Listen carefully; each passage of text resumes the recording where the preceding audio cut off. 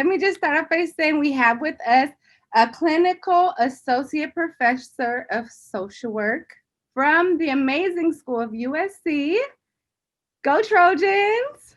And we're going to start off basically, I want to dive right in with you because there's so many different things that you do and hats that you wear. But I want to just go ahead and have you explain, what it is of that's important that you do in the community, first of all, because I saw that that was so intriguing, all of the different things that you do in your community.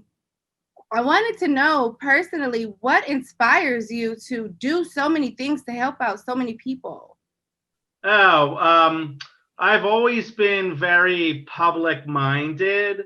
And luckily, after I graduated law school, I got involved with the American Civil Liberties Union, which was a really great first job to expose me to all the different sort of issues and problems and challenges that not only individuals face, but groups face.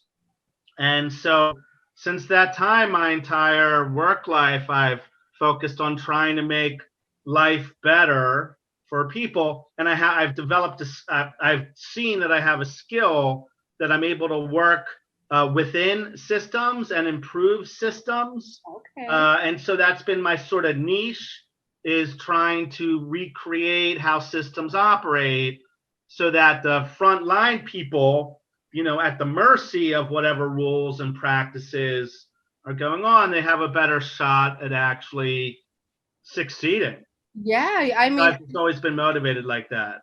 I was super intrigued by, you're homeless. I want to personally thank you because before I landed in foster care, I was homeless. The Union Rescue Mission played a huge part.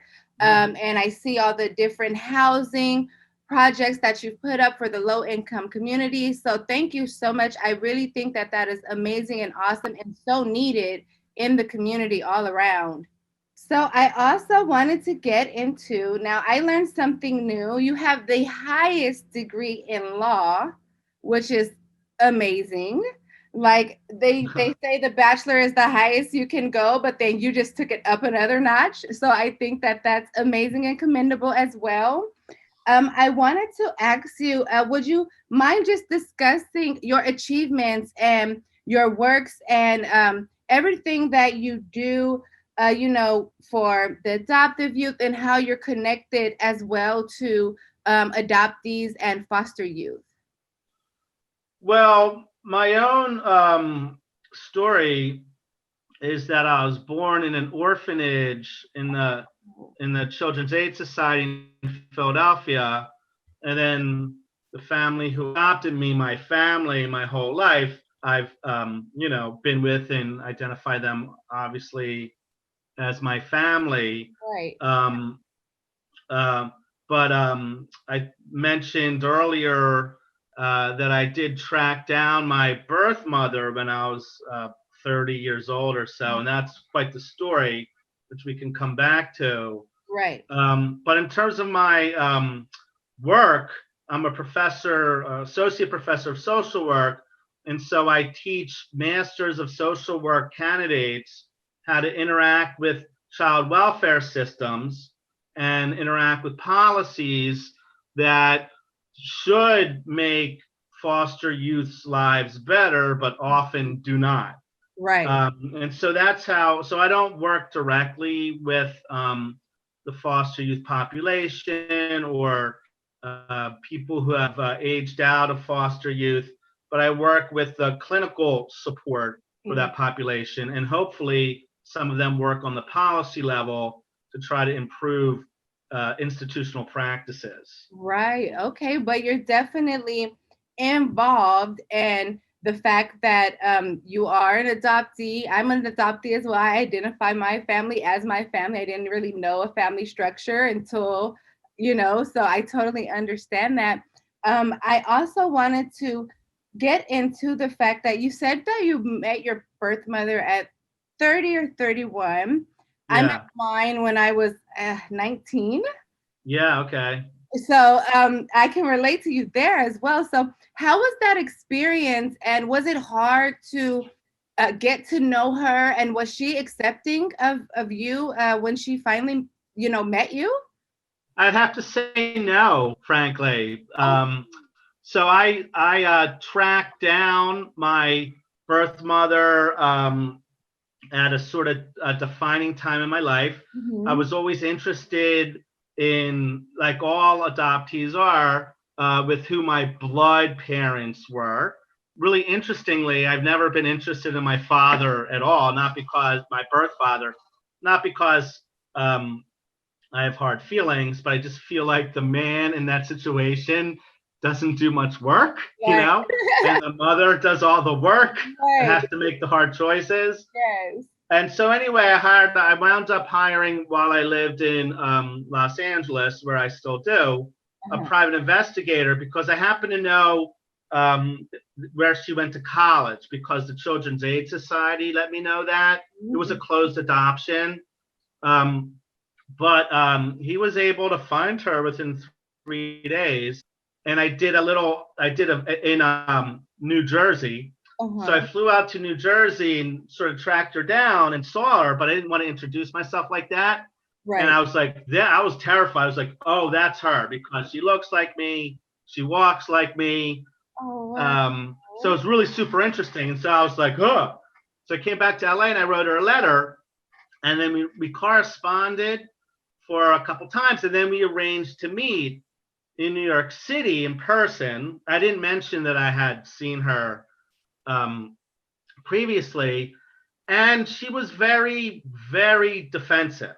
So wait, you She, saw her the first time and you did not say anything to her. that's right. Okay. That's correct. Okay. Yeah, but at that point, I had been interested for 30 years in, or however long, so I wasn't just and I saw her at the supermarket where she worked. Oh, So I wow. wasn't about to like do a major interaction Right. like spontaneously. Right.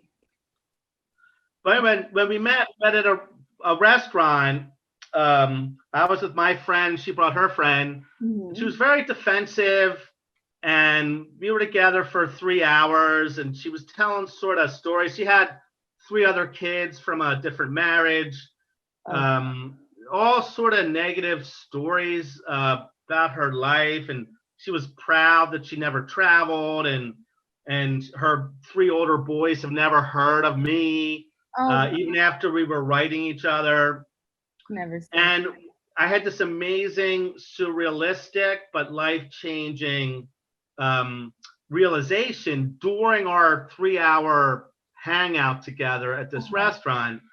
I all of a sudden, like within 1 hour, realized, oh, I already am who I am. Mhm. And now what I need to do is bring that person out. Because prior to meeting my birth mother, I had always wondered, oh, who am I really? Oh, yes. Does meeting my blood people mean anything? Right. And I realized, like, all of a sudden, no, it doesn't mean anything at all. I already was who I was. This is a little different. If I met when I was 15 or 19, I Yeah. might have been in a different place in my life, Right. but I was virtually an adult by this 30, point. yeah. Yeah, so it was really amazing, life-changing experience. And just to conclude that, after we parted, we shared like one more letter each, and then neither of us were interested, I guess, in staying in touch.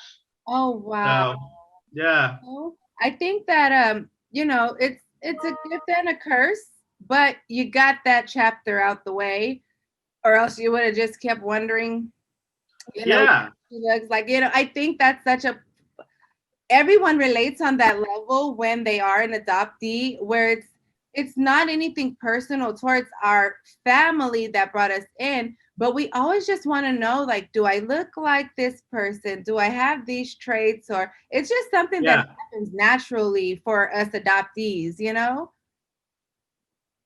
I also yeah. And it's funny, when I saw her in the supermarket, didn't say anything to her. I was like, that's her, because she looks like me, but right. it's not the most attractive look in the world. Oh my, no, don't do it. Yeah. No, you're awesome, you're Oh, awesome.